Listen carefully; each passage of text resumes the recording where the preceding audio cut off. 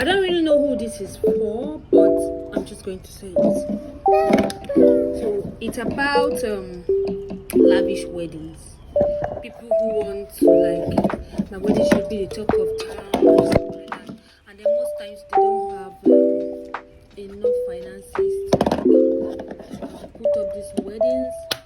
Some people go ahead to borrow, like borrow and borrow just for the wedding. That is just a day. And most times they will not prepare for the marriage. That is the day. Now here's the thing. I think if you don't have enough money to put up a lavish wedding, you should go for a very simple thing you can easily afford. I've seen people get depressed after wedding. Instead of you to be having your honeymoon phase in the next 3, some people they even pay debt up to 5 years of marriage. 3 years, 4, 5 years, they're still paying debt because they never had a concrete source of income, and then they went ahead to do. So people, I don't know, they appear they don't have brain.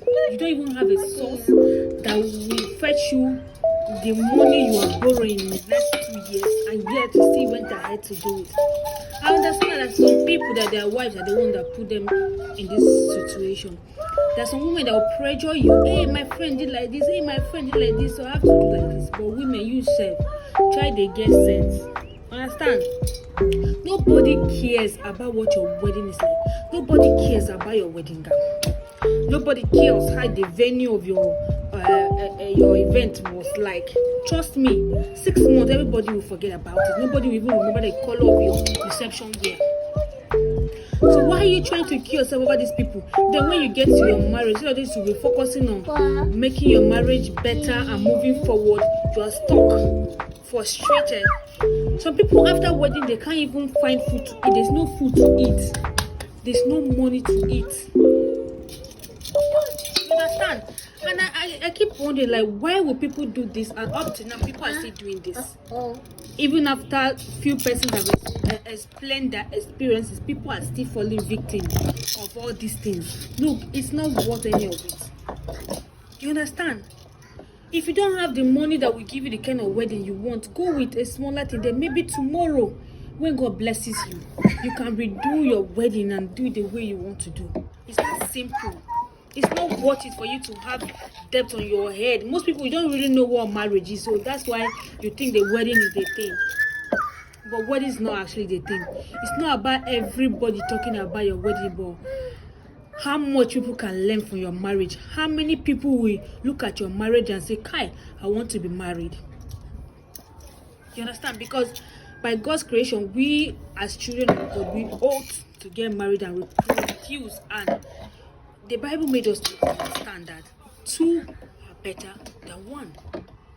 1 will chase 1,000, but 2 will chase 10,000. Do you understand? That's why you need a partner in your life. So even on this race, you can't run it all alone. There's some certain things that can only be given to you when you have a life partner, when you are married. There's some heights of destiny that you can only reach when you are married.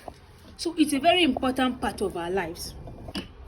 So the reason why I'm making this video is because a lot of people have been asking me how I went about my wedding, having a small wedding and all of that, and how I achieved that.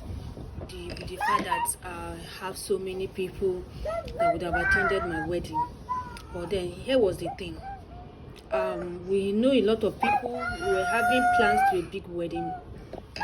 But then on the second thought, we now realize that the money we have available, if we want to do this wedding, to invite all of these people now, we'll have to borrow money because the money will not be enough.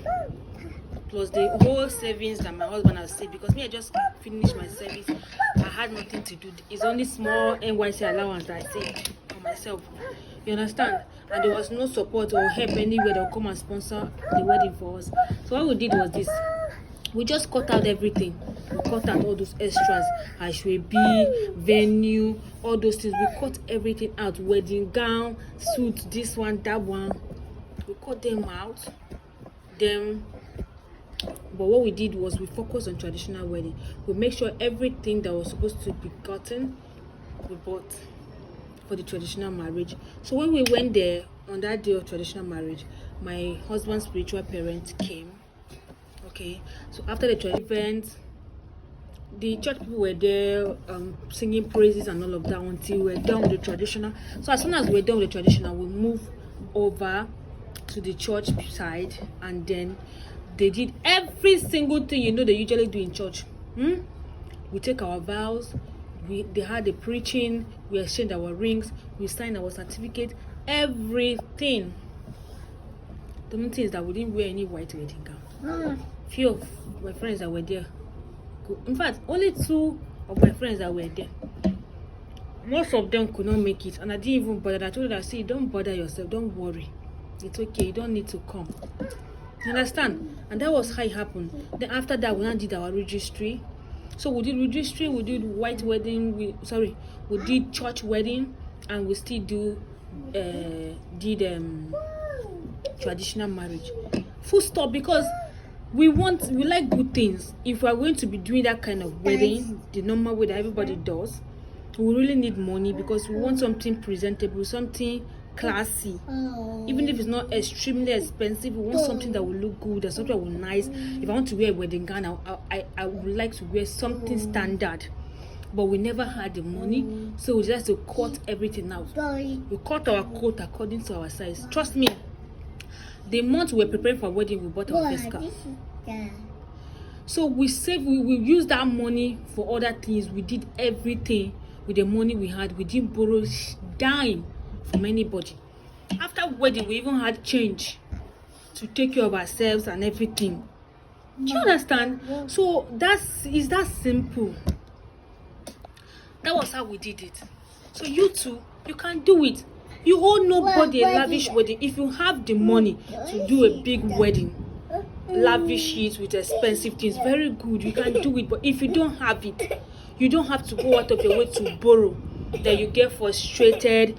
Instead of the time you're supposed to be enjoying your marriage, you are thinking of how to pay debt. People are on your neck and stuff. You're running away. No peace for you. It's not worth it. The people you borrow the money for to do fine wedding, venue for them, food for them to come and snap and post. 1 year, 6 months, everybody has forgotten about it, and you are still jogging in between the problems, the debt, and everything. So it's not worth it. Please, I hope this little piece was useful and helpful to somebody. So that person that is about to make this mistake this November, December, please, if you come across this video, I hope you find it useful, and you will really be grateful that you didn't go out of your way to do these things, because it's not worth it at the end of the day. I love you so much. Love from Susu to you. Bye.